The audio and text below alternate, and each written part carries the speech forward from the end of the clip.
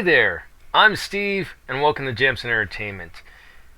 Austin couldn't be with us tonight, but Mike and I will talk about the last installments so far of the Chronicles of Riddick. You can find Mike on Twitter at Pope Mike. You can find him also on Instagram at Popadopoulos. And now you can find the affiliate Mike on Twitch, twitch.tv/Popadopoulos. He made affiliate just the other night. It was awesome. So proud of you, man. Thank you so much. I just really like Pokemon, bro. And I was gonna do it anyway, and I can't.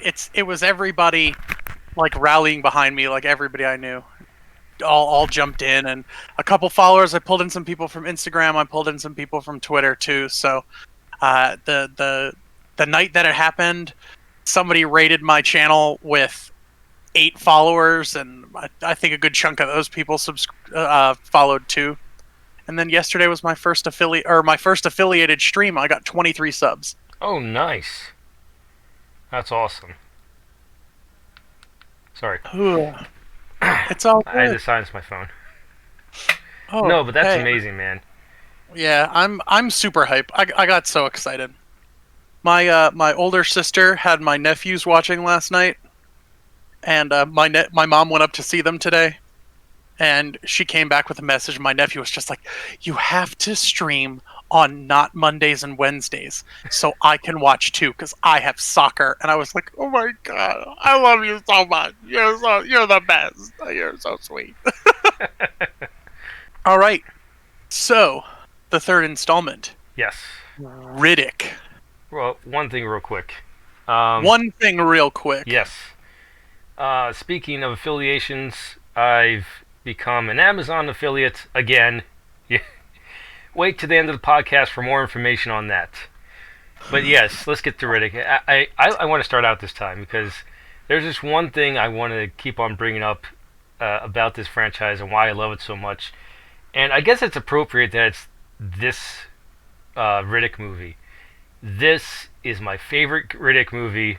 It's the exact reason why I love Riddick. It's at least the first third of this movie. It's so Riddick, so animalistic, so primal. It just makes me want to go out there and survive, even though I probably wouldn't last a week. Oh yeah, in Riddick conditions, I would definitely I would just perish. I would be out there for 30 seconds and something would eat me. That's just how it works. But do you also get the adrenaline rush and the testosterone injection watching him like get dicked over again, but he just says "fuck you, I'm going to survive anyway," and he says "fuck you" to the planet? I can tell you that the opening scene where his leg is broken and he's just like dragging himself through the desert, and then he jams his foot in between 2 boulders and sets his own leg and jams screws from his armor into his leg. Yes. To keep his leg from moving. That was the point that had me locked in. Like some sort of weird masochism. I'm totally invested. Yes. And it was just like, you can tell that Riddick was angry Riddick again. Yes. I love his... It's not really an opening monologue because there's breaks in between it, but I love his opening narration after he gets stranded. It's just so awesome. And that last line he has before he encloses himself, "Maybe I committed the worst crime of all. I got civilized." Yeah, that was definitely a very Riddick thing. But that brings me to my probably my only like huge point of contention for this whole movie. Uh-oh. So Riddick, I don't even think it's that bad. Okay. But it feels like, so with Riddick getting civilized, and after the whole event of Chronicles of Riddick, after he kills the High Lord or the High Tower or the High Monger or whatever his name was, Marshall, the Lord Marshall, yeah, it was one of those 2 words. After he does that, he becomes the leader of the necromongers. But that doesn't feel like a Riddick thing. Like, I was very much like prepared for him to be like, "You're the leader," and then him to go, "Fuck you," and then leave. Like, that's what I was prepared for, and it felt very weird to see him take the throne. Okay, let's see if what I just thought of can satisfy that. Okay. He just lost his daughter figure. He Yes. also, let's say a week before, he lost his closest friend, his best friend, Imam. Mm-hmm. And he learned a whole bunch of stuff about his past. I'm just getting to his emotional state. Like, he didn't know what to do after what he did, after everything he's been through. He had no idea what to do, and he probably figured, you know what, I gotta take a breather. I don't know how long, probably not too long, but I gotta take a breather. But that's when he got civilized, because he stayed far longer than he expected to. Which brings up to one of my favorite scenes. It's when he gets out of bed with all the girls, and one of them gets up and asks him what's the way to a man's heart. I'd say between the fourth and fifth ribs, and then she stabs him. And he goes with the fifth and sixth. He says fifth and sixth. I said fourth and fifth. Fifth and sixth, body cavity. And then he stabs her. Oh. It's that like, animal side coming back to him. Is like, oh, I remember this now. Oh yeah. But like from that point forward, like I think that was the only thing that like irked me a little. It wasn't anything that like anything else were just like stupid nitpicky things, so I don't even think it would be worth bringing them up. I just really liked that movie. I really liked the puppy. I'm not gonna lie, the puppy was my favorite character. And definitely, like, having the puppy was basically like having Kira/Jack again. Yeah. Except he was the pack leader, and this was his pack of two. Yeah. And you could tell that you know he loved that puppy. Like that was his saving grace on the planet, from not going totally animalistic, like from not going fully uncivilized. Well, was taking care of the puppy. I would argue that he probably would have left the puppy in the cage because he was about to. He was ready and willing to do that. After he took the puppy and then grabbed one of the venomous creatures, the small ones, and did the test on the puppy to see like how much it can take, and he builds up his immunity to it. He was about to leave that puppy, but the puppy broke out, and it reminded him of him, and it was like, okay, you're coming with me now. Was he really testing it on the puppy? I feel like he was making the puppy immune, just like he was. I think he first tested it on the puppy just to see like how potent it was, and then he figured he'll try it on himself, and then he just builds it up. Okay. I guess that's like point of perception on how we feel Riddick is as a character. Yeah. I mean, as I said in the first podcast, he was totally ready to leave everyone behind. And he gets screwed over all the time. And I know a puppy isn't a sentient being that can think of like complex ideas like that, but he just figures no attachments because that's what got him screwed last time.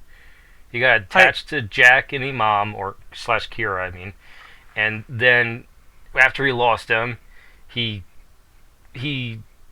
slowly got attached to the necromongers. Even though, the weird thing is, he never got the injections. They never point that out at all. I guess because he was the Lord Marshal, he could say no. Yeah, one of the many reasons why the necromongers didn't like him. What? And were they taking him for transcendence to so he could go to the Underverse? Like, were they taking him there? My Or understanding was once he got it, it just kind of drifted aimlessly, and that's why the coup happened. Not really okay, because he wasn't really. Yeah, he wasn't Leading for it them. at all. He was like, I got all this power now. I got all the luxuries in life. That wasn't really a coup. It's like he was longing for home because after he learned a little bit about Fury, he wanted to go back there, and they just kind of dicked him over. Yeah, I don't know. There was just things I liked. I did feel the movie was a little bit generic. Like, you could definitely pick out like action movie tropes and things that were gonna happen, like Dave Bautista betraying everyone. Yeah. But I thought all the characters were cool. I feel like this was just like the flex movie, like Riddick just being Riddick and calling shots. Like the guy, he's just like, I'm gonna get up from here, and within 5 seconds, your head's gonna be in that box, and then it happens because he kicks the machete and then kicks the box, and his head falls out, and everybody's just like, whoa, he did it. I actually agree with you. When I first saw this in theaters, I was like, are we just gonna do Pitch Black again?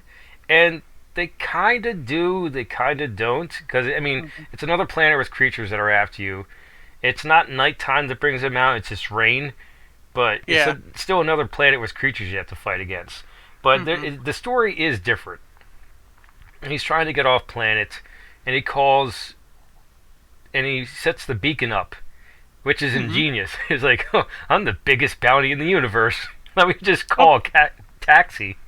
Yeah, of course people are gonna come after me. Let's go.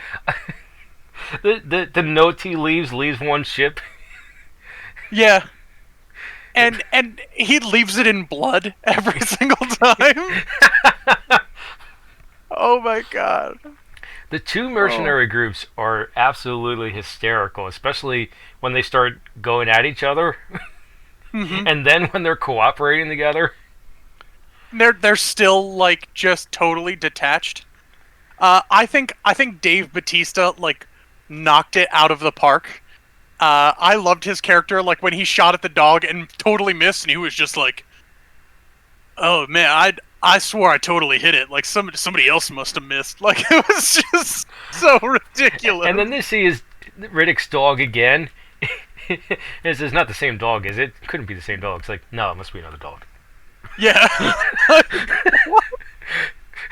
And then he's like, could be the same dog. And it was also like to compare it to Pitch Black. It was again another like planetary thing that was against everybody. But this time almost everyone was looking to undermine Riddick. Everybody else in Pitch Black was just like, I guess we just gotta follow this guy. Except Johns. And then Johns got eated. Right? Right. But this time it was just like, we don't trust Riddick. We don't trust ourselves. So everybody's actively trying to undermine each other.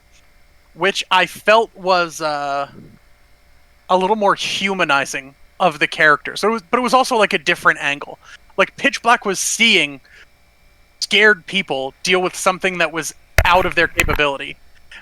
And this one was scared people dealing with something that they probably all could have dealt with if Riddick hadn't taken the batteries, the power cells. Oh, yeah. Like everybody on that planet was capable, and instead of the planet making them incapable, it was Riddick. Like, Riddick was the antagonist.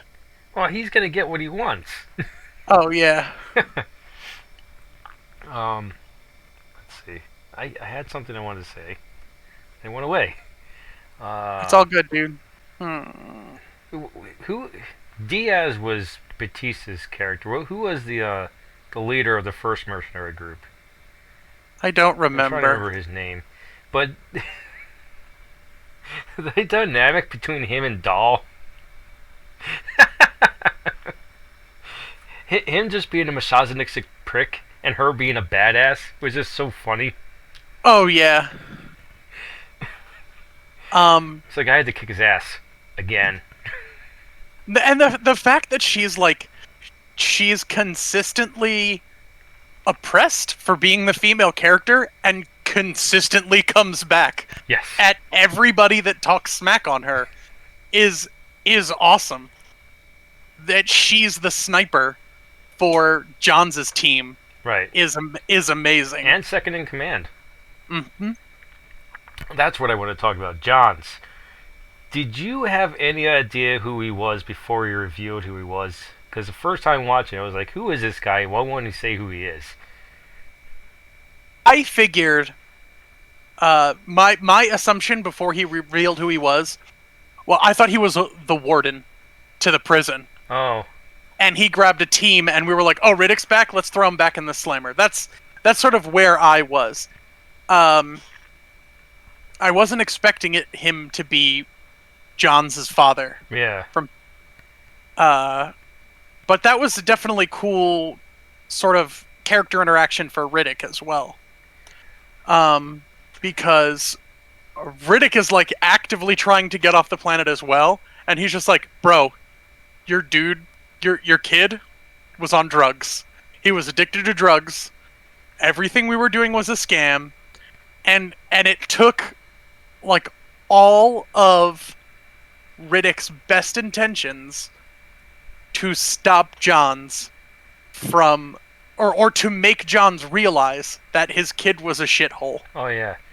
Which is something that you see it in Pitch Black and in Chronicles and in Dark Fury. But this, in Riddick, they really show how he is always honest. Yeah. He might lie occasionally, but it's not his lifestyle. He is he's like 98% honest most of the time. Very, very minimal deception Yes. from a character. And that's probably why he comes out on top so much. Because, as you pointed out, how he just kind of sees the world as it is, or the universe as it is. If he's the same way, he can't help but come out on top. Yeah. He just puts everything in his favor. Mm-hmm. Now, this is my one nitpick, and this is really a nitpick. I don't like the actor they got to play Johns. I mean, he does a good job, but I don't see the other actor being the His fruit son. of his loins. Yeah, that was my only real nitpick, was like suspension disbelief, like whatever. Right. Yeah, you nitpick. can't do it with like, this. He definitely looked like he was the same age as Johns from the previous movie. Like they should have gotten an older actor. They should have gotten Dolph Lundgren. Yes, That would have been amazing. yes, but I think that actor did very well. Yes. I think he played his character exceptionally. I just, again, they didn't age him up in any way. They could have grayed his hair and did some prosthetics or something, but he just looked a little bit too young for me. Brother, maybe. Yeah, brother from another mother. Yeah, or even brother. Maybe he just looked like his dad. Look that much different to me. Oh, really? Like, for me, it was just the age disparity. If it's his son, if he's the father, then the son got all the mom's DNA. Mm-hmm. For me, it was definitely the age disparity. And he probably had him very, very young. Yeah. Like 13 years old. Yeah, like that's wild. That was something I struggled with, was suspending my belief that he was actually Johns' father. Another thing I just realized, just like right now, they brought the religious aspect back too with the kid. Mm-hmm. And this time it was Christianity. Right. That's not really my point. It's just I don't know why it took me till this moment to realize that they kept the religious aspect going throughout all the films, and he actually survives. He does. And I guess he becomes part of John's crew. I hope so. He was probably the only redeeming character of the initial mercenary team.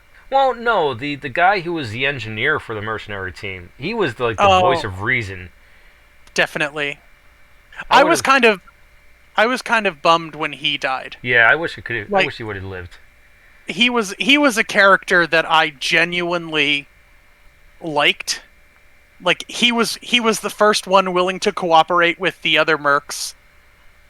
He was, making a conscious effort to repair and fix things and get everything sorted out. And his death was like a scumbaggy death. Like I really wish he had gotten like a hero's death. Yeah. Instead of his death was to really show how potent the venom is. And he's also the only one that was saying, "Don't fuck with Riddick, man. You don't know what you're talking about." Yeah. And especially his one buddy on the team. It's like, dude, man, you shouldn't have said that. Take it back. Unjinx our janks, man. Oh. And I love the scene where Riddick calls him out, and it's like this kind of Western look. Mm-hmm. Where he called him out, and they have their back and forth. You see that? You have until that storm hits here to make up a decision. Yeah, it's like Q McCree from Overwatch. Like it's high noon, but you know that because Dave Bautista went with them, Diaz, that there was going to be a betrayal. Like it was going to go south.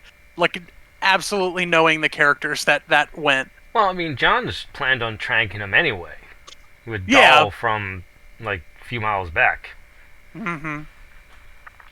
Just no one wanted to listen to Riddick, even though Riddick the entire time was like, "Dude, you don't want to be here when shit goes down.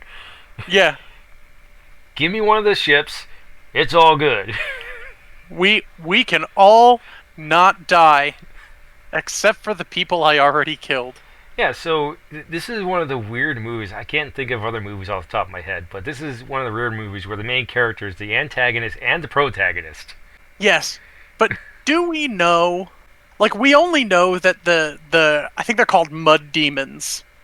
That we really only see those mud demons when, in the beginning. We know that there's fresh water flowing down. Right. And the mud demons come out because of the fact that there's water.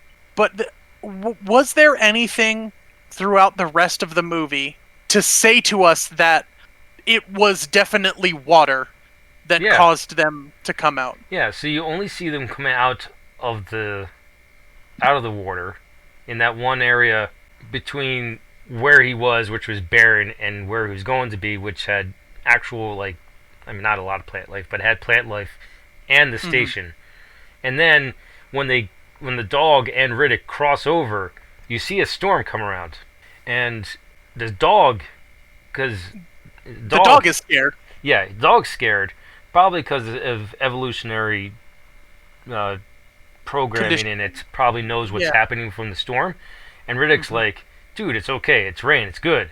And then when you see Riddick put his hand on the dog's neck, he's not just calming him down, he's also checking his pulse. And he could probably tell from that, and when he takes off his goggles, that shit's coming his way. So that's the point where, that's why he knows about the storms. You see that storm? You don't want to be here when it hits. Mm-hmm. Okay, now, I think that was something that just sort of went over my head a little bit. I've also seen it, 5 times, so... That's very true. I love how, the lore and the mythos of Riddick in the universe is so potent that it can scare these adults. And I'm getting to the node scene where the locker, they don't know if the locker's been opened or not.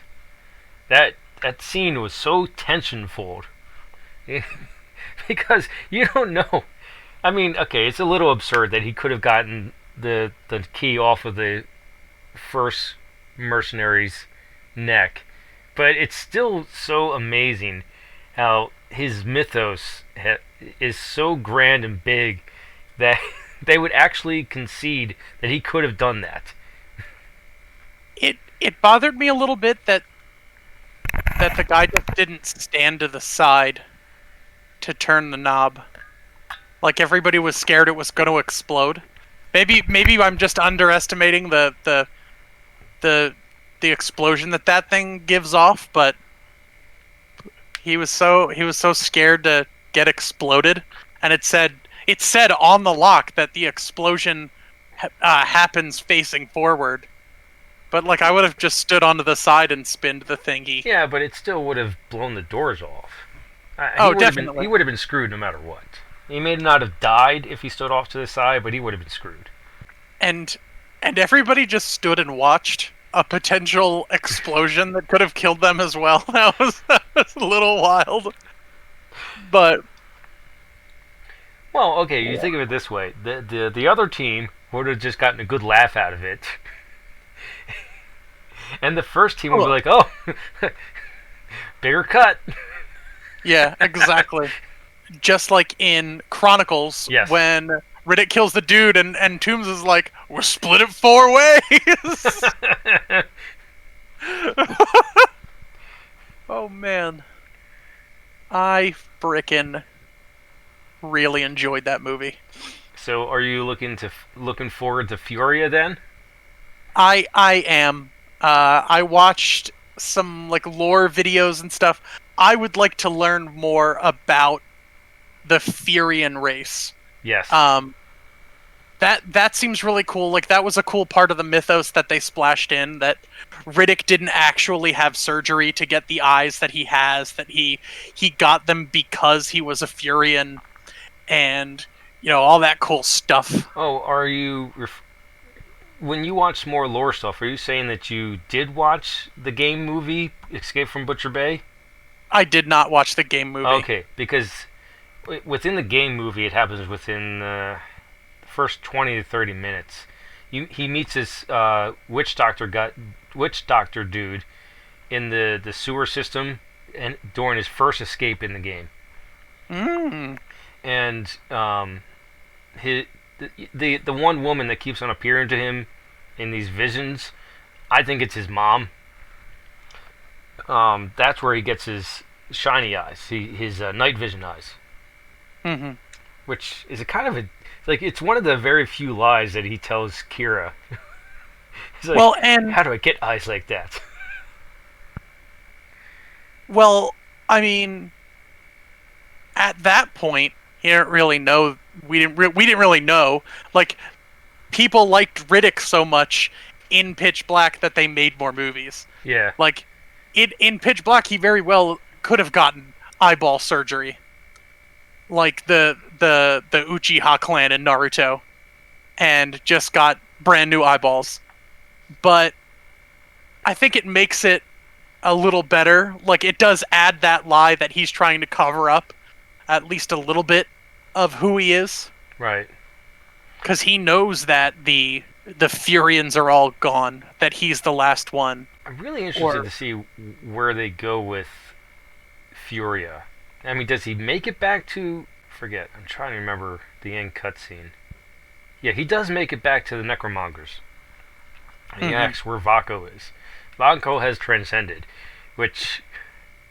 That should be a awesome opening scene. At least I would hope so, because he's transcended. I want to see them fight or something. That would be amazing. Well, I mean, it's already been established that Riddick can totally kill someone who's transcended. Well, okay. Vako is younger than the last Lord Marshal. Okay. So I'll give Vako that.